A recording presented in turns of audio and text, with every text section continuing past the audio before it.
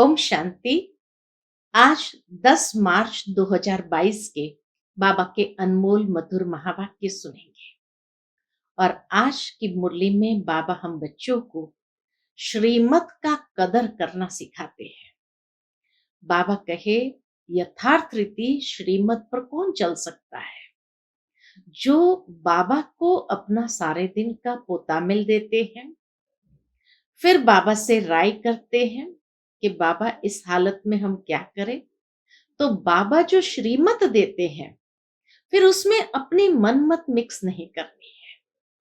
बाबा कहे, बहुत संभल कर चलना है श्रीमत पर भी, क्योंकि इसी श्रीमत पर चलने से हम श्रेष्ठ गति को प्राप्त कर सकते हैं। साथ ही साथ बाबा कहे, श्रीमत पर चलते हुए भी नम्र चित, निर्माण चित या निरअहंकारी जरूर होना है। तभी बाबा कहे, तुम्हारी श्रेष्ठ गति होगी। तो सुनते हैं बाबा के मधुर महावाक्य। ओम शांति। मीठे बच्चे, भगवान जिसे सारी दुनिया याद करती है, वह तुम्हारे सन्मुख बैठा है। तुम ऐसे बाप से पूरा वर्षा ले लो, भूलो मत। बाबा को भूलना नहीं है। आज की मुरली से प्रश्न है, बाप के श्रीमत पर यथार्थ चलने की शक्ति किन बच्चों में रहती है? कौन यथार्थ चल सकता है?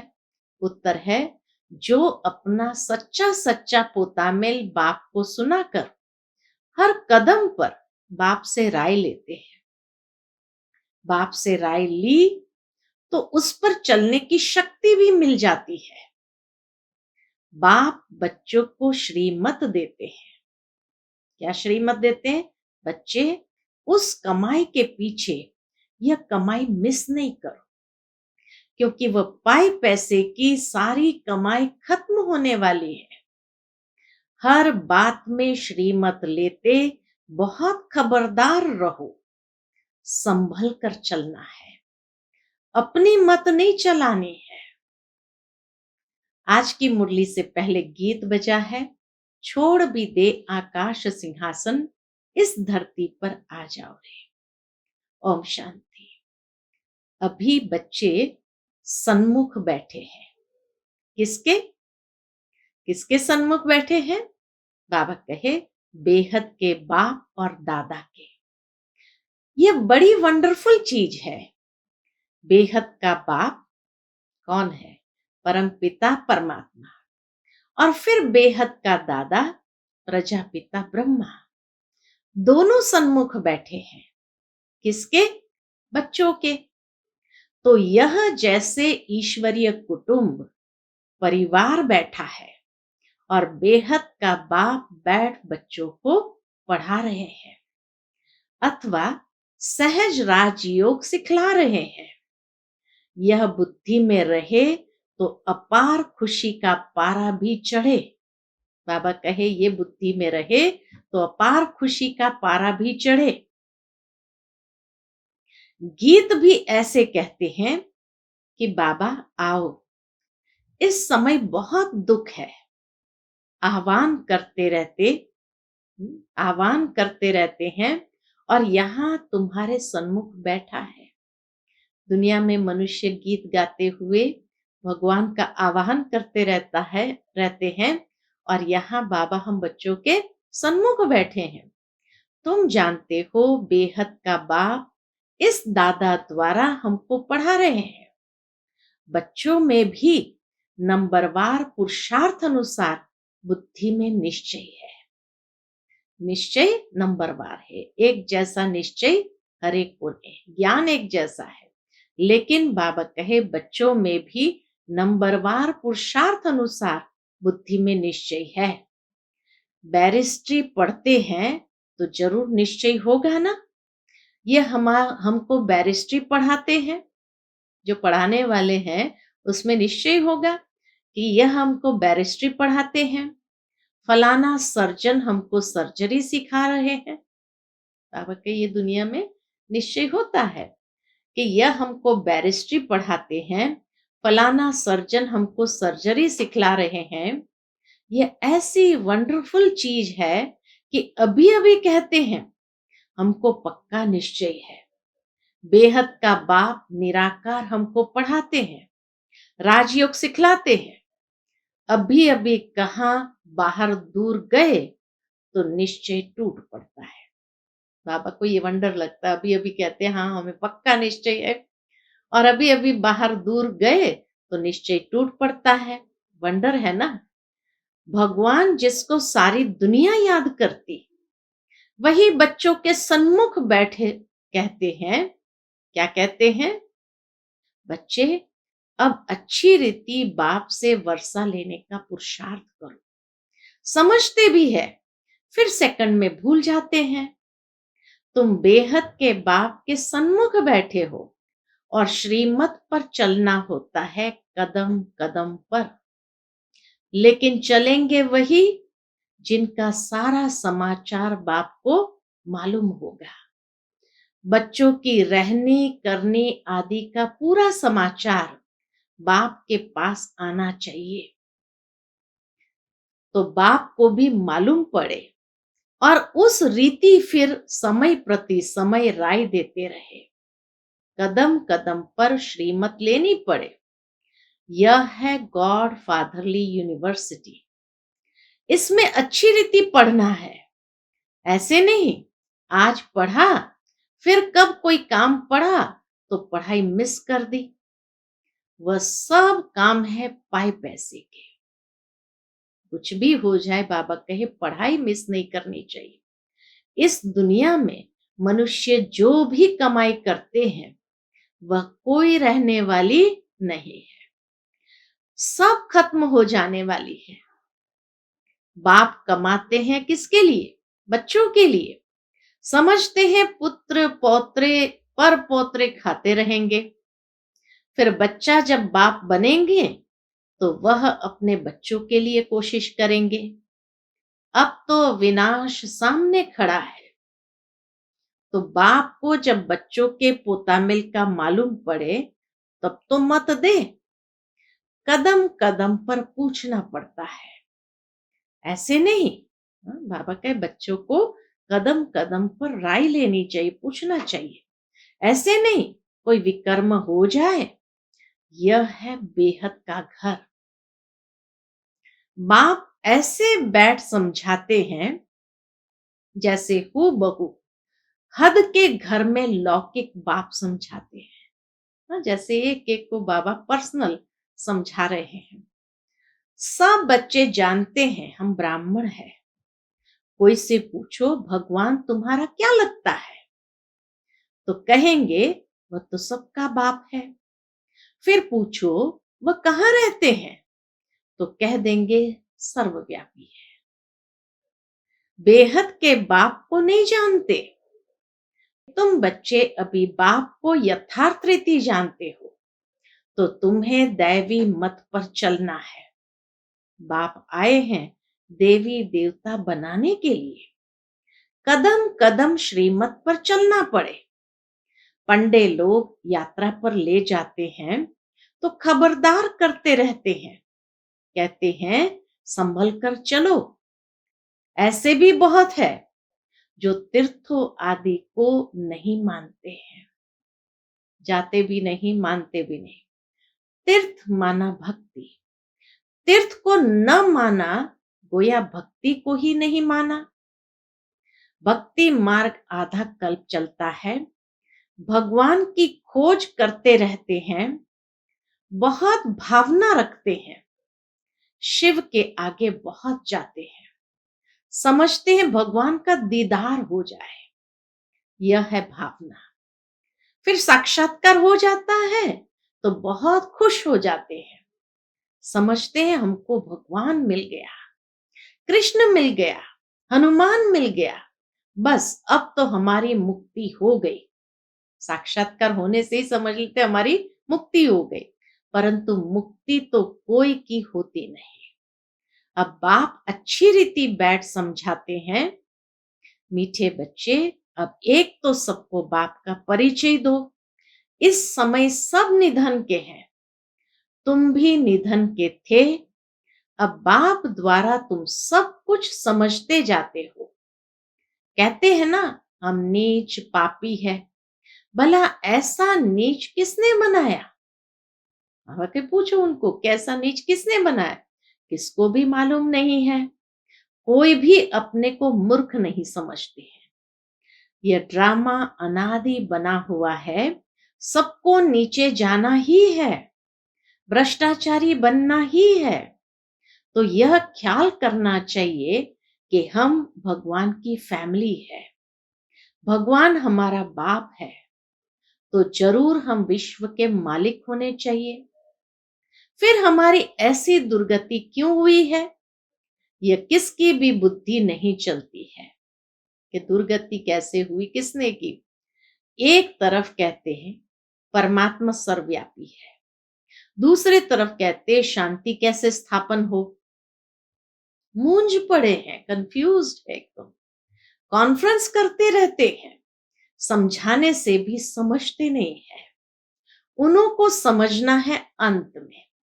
ऐसे विद्वानों को भी बाबा कहे अंत में समझना है। तुम बच्चों को योग में रहकर कर्मातीत बनना है। तुम ही संपूर्ण निर्विकारी थे, फिर बनना है। बाकी जो इतने धर्म है वह सतयुग में नहीं होंगे। जो सतयुग में थे वही बहुत समय से अलग हुए हैं, परमधाम से, बाबा से बहुत समय अलग हुए हैं। उनके लिए ही कहा जाता है सिकी लधे। जो सतयुग से नीचे उतरे हैं उनके लिए बाबा कहे सिकी लधे। आत्मा परमात्मा अलग रहे बहुकाल, सुंदर मेला तब लगा जब सतगुरु मिला दलाल। कौन सी आत्माएं? आत्मा परमात्मा अलग रहे बहुकाल, कौन सी आत्माएं? पहले पहले परमधाम से आई यहाँ पाठ बजाने। पहले पहले आती है देवी देवता धर्म की आत्माएं पाठ बजाने। उन्हों को ही अपने धर्म में लाना होगा। बाप कहते उनके लिए ही आना पड़ता है।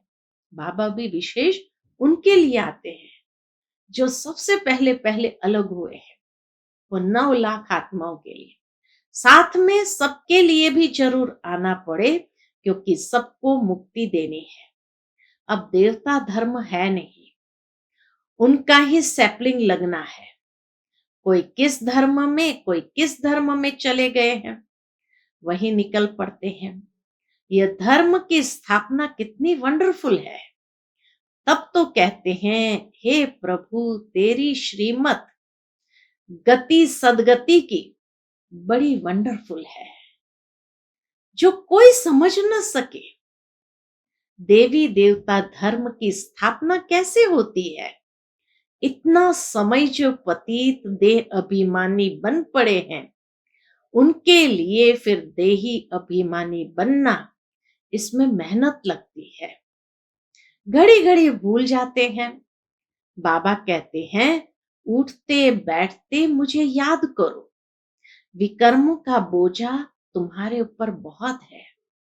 सुख भी तुमने बहुत देखा है, दुख भी तुमने बहुत देखा है। बाबा कहे सुख भी तुमने बहुत देखा है, दुख भी तुमने बहुत देखा है। अब फिर दुख से तुमको सुख में ले जा रहा, तो श्रीमत पर चलना पड़े और फिर औरों को भी याद दिलाते हैं। सृष्टि चक्र का राज समझाना बड़ा सहज है। उनको ही त्रिकालदर्शी कहा जाता है। सृष्टि चक्र के राज को समझना, उसको ही कहा जाता है त्रिकालदर्शी। बाबा ने समझाया है, बोलो भगवान के तो तुम बच्चे हो ना। लोगों को समझाओ, बोलो भगवान के तो तुम बच्चे हो ना। भगवान है स्वर्ग का रचयिता, तो भगवान से जरूर स्वर्ग का वर्षा मिलना चाहिए। यह बात तुम ही जानते हो और तुम ही पूछ सकते हो। कहते हैं ईश्वर ने पैदा किया तो तुम ईश्वर के वारिस होने चाहिए ना। ईश्वर बाप स्वर्ग का रचयिता, फिर तुम नरक में क्यों पड़े हो? यह तो तुम जानते हो, हम पहले स्वर्ग में थे, रावण ने हमको नर्क में ढकेला है। रावण क्या चीज है यह भी कोई नहीं जानते। तुम याद दिला सकते हो, भारत ही प्राचीन स्वर्ग था और भारतवासी स्वर्ग के मालिक थे। अब ये भारत नर्क बना है, ये खेल बना हुआ है। राम राज्य और रावण राज्य आधा आधा है, यही खेल है। फिर उनके बीच में क्या होता है? रावण राज्य और राम राज्य के खेल के बीच में क्या होता है वह भी डिटेल बैठ समझाते हैं। बाबा सारा चक्र डिटेल से बैठ समझाते। कोई कोई बच्चे निश्चय बुद्धि है जो समझते हैं। हम बाप के सामने बैठे हैं। बाबा त्रिनेत्री त्रिकालदर्शी है, त्रिमूर्ति है, ब्रह्मा विष्णु शंकर का भी रचयिता है।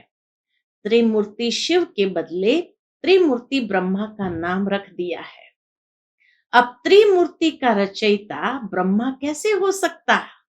गाते भी है ब्रह्मा द्वारा स्थापना, शंकर द्वारा विनाश, तो रचयिता जरूर कोई दूसरा होगा।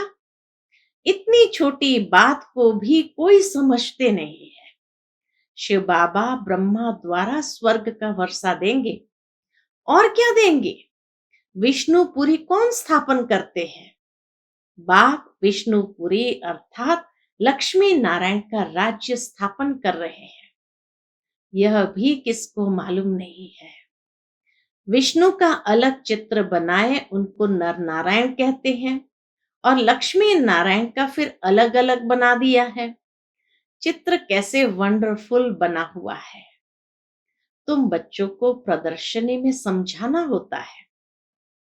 बाबा कहे प्रदर्शनी हो और बच्चे अपने धंधे में लगे रहे तो थोड़ी समझेंगे कि इसने बाबा को पहचाना है। बाप समझ जाते हैं ये खुद ही पूरा समझा हुआ नहीं है, तब तो सर्विस पर नहीं भागते हैं। नहीं तो झट सर्विस पर भागना चाहिए। अंधों की लाठी न बने तो गोया खुद ही अंधे हैं। बाबा को जानते नहीं। किसको कहना थोड़ी होता है कि तुम सर्विस पर जाओ, आप ही आना चाहिए। बाबा हम सर्विस पर जा सकते हैं, आप परमिशन दो, ऑफर करना चाहिए। बाबा जानते हैं कौन कौन सर्विस कर सकते हैं। ऐसा कोई लिखता नहीं है कि बाबा हम रेडी है। मनुष्य को कौड़ी से हीरे जैसा बनाना है। अगर 10, 20, 50 रुपया नहीं कमाया तो क्या हुआ? बहुतों का कल्याण करना है, परंतु पूरी पहचान नहीं। कोटों में कोई जानते हैं। हमारे पास भी थोड़े बच्चे हैं सर्विस में, जिनको टेलीग्राम करके बुलाना पड़ता है। आप ही नहीं कहते बाबा हम तैयार है। बाबा देखते हैं किसको सर्विस का शौक है। हाँ, बाबा देखते हैं किसको सर्विस का शौक है। मनुष्य तो जानवर मिसल बन पड़े हैं, उनको देवता बनाना है। तुम बच्चों को निरअहंकारी बनना है। हेड में तो बड़ी नम्रता चाहिए। सेंटर इंचार्ज में बाबा कहे बड़ी नम्रता चाहिए। बाप कितना निरहंकारी है। कोई कोई बच्चों में बहुत अहंकार है। जैसा कर्म मैं करूंगी मुझे देख और भी करेंगे। उसका दंड उसकी अवस्था गिर पड़ती है। बाबा कहे जो जिसमें अहंकार है तो समझ लेना चाहिए जैसा कर्म मैं करूंगी मुझे देख और भी करेंगे और उसका दंड उनकी अवस्था गिर पड़ेगी। अहंकारी की अवस्था गिर पड़ेगी। बाबा कहते बच्चे तुम्हें सब कुछ अपने हाथ से करना है। बाबा कैसे साधारण रीति से पढ़ाते हैं। मनुष्य तो समझते हैं वह सर्वशक्तिमान है, क्या नहीं कर सकते हैं। परंतु बाबा कहते हैं मुझे तो सर्वेंट बनकर आना पड़ता है। कहते भी है हे ज्ञान के सागर पतित पावन आओ, सुख के सागर आओ, आकर हम पतितों को पावन बनाओ। बाप को आकर ऐसी सर्विस करनी पड़ती है, कहाँ आकर रहना पड़ता है, कैसे कैसे विघ्न पड़ते हैं। लाखा भवन को आग लगाते थे, सभी प्रैक्टिकल में हो रहा है। बाबा तो सारे पाठ को जानते हैं, हम नहीं जानते। ब्रह्मा बाबा क्या कहते, शिव बाबा तो सारे पाठ को जानते हैं, हम नहीं जानते। बाप कहते मुझे आना पड़ता है। भगवान खुद कहते हैं मुझे गाली खानी पड़ती है, सबसे जास्ती गाली मैं ही खाता। शिव बाबा क्या कहते, सबसे जास्ती गाली मैं ही खाता हूं। भक्ति मार्ग में भी गाली देते हैं, 3 पैर पृथ्वी के भी नहीं मिलते, फिर भी कितना निरअहंकारीपन से पाठ बजा रहे हैं। फिर भी बाबा कितना निरहंकारी पने से पाठ बजा रहे हैं। मम्मा बाबा बच्चों को सिखलाने के लिए सब कुछ करते हैं। साकार में बाबा मम्मा ने सब कुछ किया। कितना नीचे उतरना पड़ता है, पतितों को पावन बनाना है, मूत पलीती कपड़ों को धोना है तो धोबी भी है, सुनार भी है, सबको गला गला कर सच्चा सोना बनाते हैं। बाबा धोबी भी है, सोनार भी है, सबको गला गला कर सच्चा सोना बनाते हैं। अच्छा, मीठे मीठे सिकिलते बच्चों प्रति माता पिता बाप दादा का याद प्यार और गुड मॉर्निंग। रूहानी बाप की रूहानी बच्चों को नमस्ते। हम सब रूहानी बच्चों की रूहानी माता पिता बाप दादा को याद प्यार गुड मॉर्निंग और नमस्ते। नमस्ते। शुक्रिया बाबा, शुक्रिया। आज की मुरली से धारणा के लिए मुख्य सार है। पहली पॉइंट, बाप समान निरअहंकारी नम्र चित्त बनना है। अपनी सेवा अपने हाथ से करनी है, किसी भी बात में अहंकार नहीं दिखाना है। दूसरी पॉइंट, सर्विस के लिए सदा तैयार रहना है। सर्विस के लिए स्वयं को आप ही ऑफर करना है। कौड़ी जैसे मनुष्य को हीरे जैसा बनाने की सेवा करनी है। आज का बाप दादा का मधुर वरदान हम बच्चों के प्रति है। संपन्नता के आधार पर संतुष्टता का अनुभव करने वाले सदा तृप्त आत्मा भव। संपन्नता के आधार पर संतुष्टता का अनुभव करने वाले सदा तृप्त आत्मा भव। जो सदा भरपूर व संपन्न रहते हैं वे तृप्त होते हैं। चाहे कोई कितना भी असंतुष्ट करने की परिस्थितियां उनके आगे लाए, लेकिन संपन्न तृप्त आत्मा असंतुष्ट करने वाले को भी संतुष्टता का गुण सहयोग के रूप में देंगी। ऐसी आत्मा ही रहम दिल बन शुभ भावना और शुभ कामना द्वारा उनको भी परिवर्तन करने का प्रयत्न करेगी। रूहानी रॉयल आत्मा का यही श्रेष्ठ कर्म है। आज का स्लोगन है, याद और सेवा का डबल लॉक लगाओ तो माया आ नहीं सकेगी। याद और सेवा का डबल लॉक लगाओ तो माया आ नहीं सकती। अच्छा, ओम शांति।